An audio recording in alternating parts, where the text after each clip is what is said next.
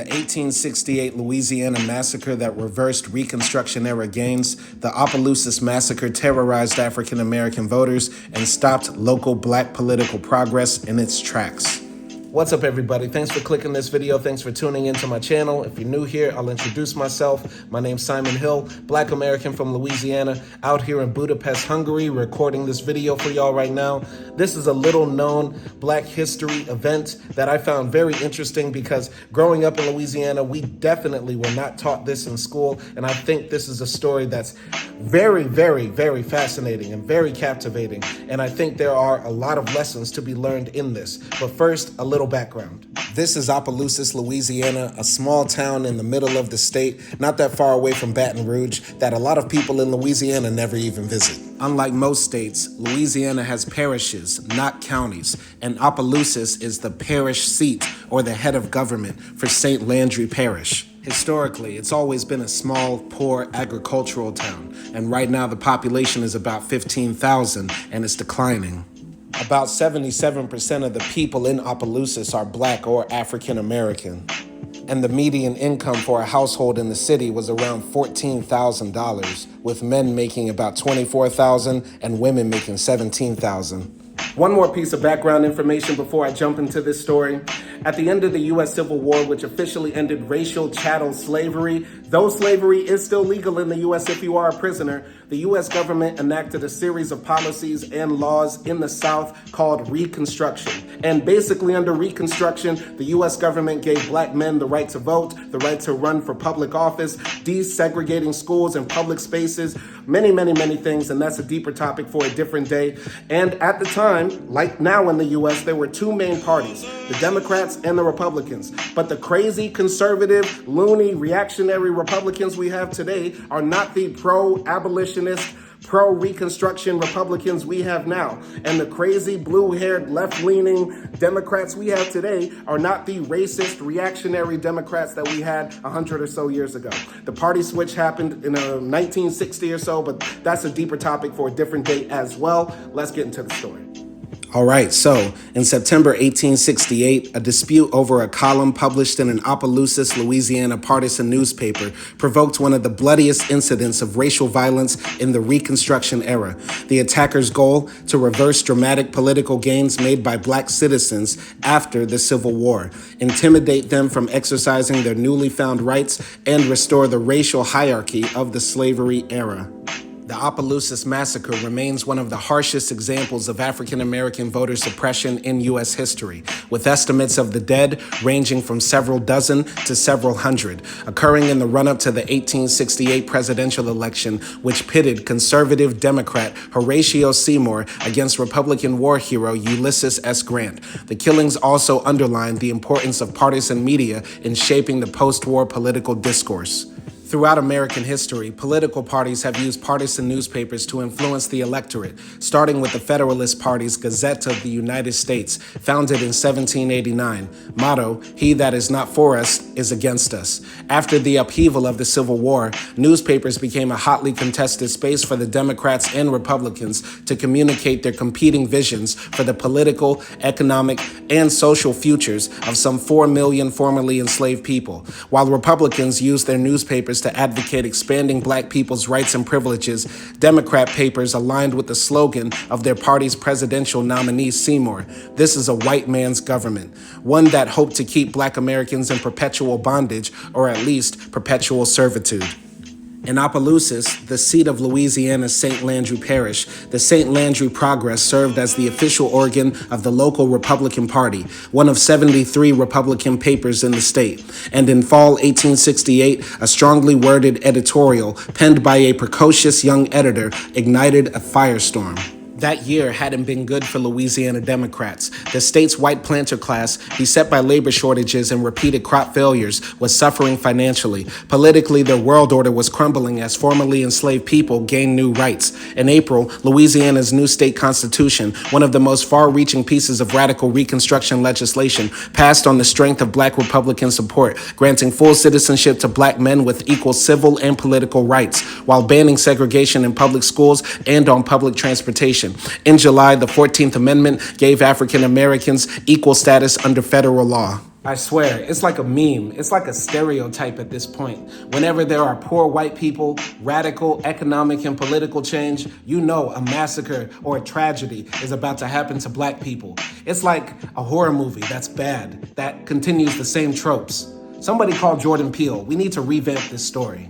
The April election returns left white leaders fully cognizant of the radical black voting strength and the future implications that strength had for the Democratic Party, wrote Caroline Delatte, an early historian of the Opelousas Massacre. But while black voters immediately after the Civil War skewed largely Republican, they weren't a monolithic group. Some did join the Democratic Party, a fact that, in St. Landry Parish, drew ire on both sides. In early September 1868, a rumor circulated among local Democrats that Republican blacks were going to reclaim black Democrats for the party, if they had to do it, quote unquote, at the point of a bayonet.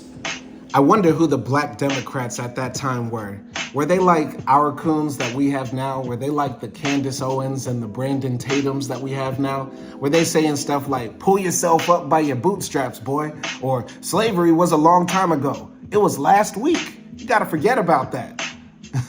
These rumors led to a mostly peaceful standoff on September 13, 1868, between black Republicans and white Democrats, where leaders of each party gave speeches and negotiated a peace accord between the two parties that banned guns at gatherings. It also required the editor of the St. Landry Progress, Emerson Bentley, to refrain from making incendiary comments about the Democrats in the paper or in speeches. An 18-year-old Ohio native, Bentley also served as secretary of the local Radical Republican Party and taught at a Methodist school for black students. Deemed by local Democrats a carpetbagger, a derogatory term used for Northerners who came south after the war to profit economically or politically, Bentley regularly received threats, but he himself expressed religious motivations for his politics, crediting his Christian spirit and a desire to do something for the general good. I appreciate white allies and bleeding heart liberals and white Americans who are anti-racist and want to make a better America by helping black Americans, such as white Americans who are allies in the fight for reparations for black Americans. Y'all are great. Keep doing what you're doing. But what we don't need are white allies who make it hot for the black people who will face the brunt of repression when the aggression comes from that section. You know what I'm talking about. Somebody should have sat Emerson Bentley down and told him to chill with the typewriter or the quill pen or whatever they were using at the time, because he was making it hot for the black people in Louisiana who had to deal with those racist crack-ass crackers. On September 19, 1868, Bentley broke the truce by lambasting Democrats in a Progress editorial. The assembly of armed men from all parts of the parish did not indicate peaceful intentions, but a total blindness to the interests of the people, he wrote. Declaring a measure of moral authority over the Democrats, Bentley added that Republicans do not plot in the dark. We do not assassinate inoffensive citizens or threaten to do so. We do not seek the lives of political opponents. We do not seek to array one class against another, but we do intend to defend our just rights at all hazards. In the article, he appealed to black Democrats to rejoin the party that didn't seek to intimidate them with violence. On September 28th, Bentley was teaching at the Methodist Church on the outskirts of Opelousas when 3 Seymour Knights, the local branch of the white supremacist organization, came to confront him about his quote-unquote incendiary article.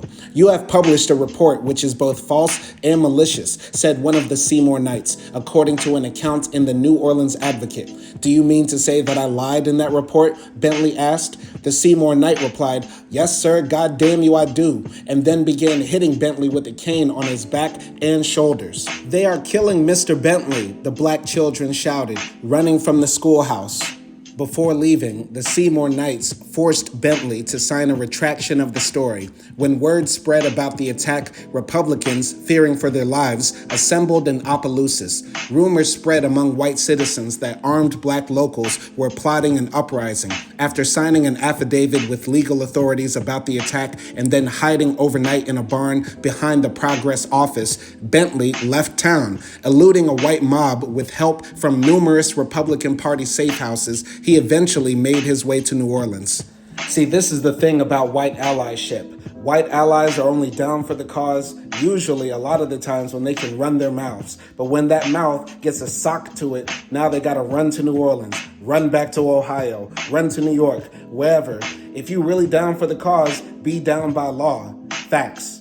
This leads us to the final chapter of this very dark story. The ultimate goal of the white supremacists at the time, destroying the Republican Party, the party that was back then, not now, fighting for the rights for black people.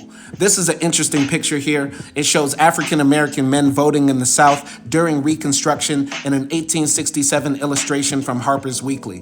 That year in the Reconstruction states, a little over 700,000 black Americans voted, compared with 627,000 white citizens, a political imbalance that spurred reactionary violence. Why did so few white citizens vote back then, you ask? Well, in the South, during Reconstruction, white citizens who picked up guns and tried to fight and overtake the U.S. government were barred from political office and from voting. They felt like that was so wrong, but that is divine justice. That's true justice. When you try to overthrow the U.S. government, no, you should not get a say. You do not get the right to vote. You are a felon, you're a criminal, you're trash. Don't even come to the polling station, bitch.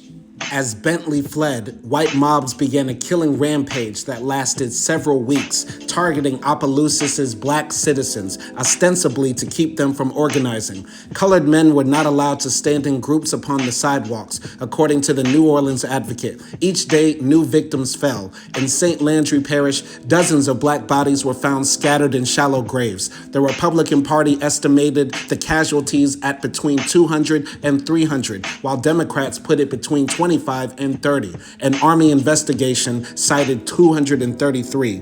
Over time, the real agenda of demolishing St. Landry Parish's Republican Party became clear. Several white party leaders were hunted and killed, with one corpse displayed outside the local drugstore as a warning. Mobs destroyed the Progress Office's press and ransacked the Methodist school. The Negroes all over the parish have been disarmed and have gone to work briskly, declared the Franklin Planters Banner, a Democratic Party paper. Their loyal league clubs have been broken up, the scalawags have turned Democrats, and their carpetbag press have been destroyed. Republicans who weren't killed fled or switched parties. Back in April 1868, when they'd voted to ratify the new state constitution, Bentley and a very active local black Republican Party had looked excitedly to the November presidential election, when they would support Ulysses S. Grant over white supremacist Horatio Seymour, but they never got to cast those ballots. The former Union Army general didn't receive a single vote in St. Landry Parish. I am fully convinced that no man on that day could have voted any other than the Democratic ticket, said the parish voter registration supervisor, and not being killed inside of 24 hours. This article was written by Farrell Evans. He is an award-winning journalist who writes about sports and history. Shout out to the brother. Okay, so what can we learn from that story? First and foremost, in my opinion, I think it's important to remember and recognize every single racial massacre that happened in the U.S. due to white supremacist violence, because it's held back our country so much, and we need to honor our ancestors and so many people that walked before us who lost their lives due to the terrorism that is endemic to American society. Secondly, I think this story is a great way of highlighting the pros and cons of white allyship, because on one hand, this guy Bentley was actually out there speaking up, advocating for justice, kind of doing the right thing. But when shit hit the fan, he up and ran. And that's not cool. So we need to be very wary of our white allies and prepare them for the inevitable backlash that always comes to black progress from white reactionaries. And thirdly, I think it's important to always remember the history of our people in each particular state. I'm from Louisiana. Definitely never heard about this massacre that happened in Louisiana history class, because I took that class. That was an elective that I signed up for because I was actually interested in learning about the history of my state. And on top of that, it was college credit too. So I was trying to make sure that my, university degree was going to get faster in my hands. You get what I'm saying? So, but either way, Why wasn't that taught? They teach us about Huey Long, they teach us about the Louisiana Purchase, but they never teach about the Opelousas Massacre. Why is that? I think we know why is that. Because the people in power don't want us to know about our true history and what we went through and where we need to go as Black people in this world and in America specifically. So, my name is Simon Hill. Thank you for watching. I'll continue to do videos like this on little known Black history, particularly from Louisiana, though I might branch out. And also stay tuned for my live streams, other content I do, my shorts, everything like that. Dope channel right here. Peace.